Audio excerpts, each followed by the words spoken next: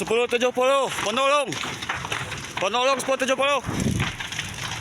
Saudaraku, kebakaran hebat kembali melanda Kabupaten Bener Meriah pada Kamis 4 Januari 2024 siang sekitar pukul 10.30 waktu Indonesia Barat.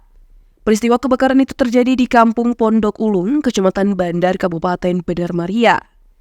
Berdasarkan laporan sementara, belum ada korban jiwa, namun kerugian diperkirakan mencapai puluhan juta rupiah.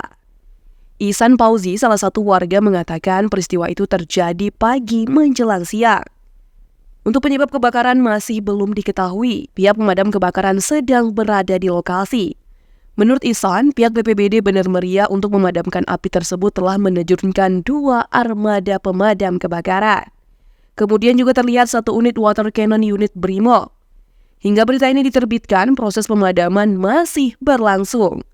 Dari Bener Meriah, Bustami, Tribun Gayo. Penolong. Penolong 1070. 1070 penolong.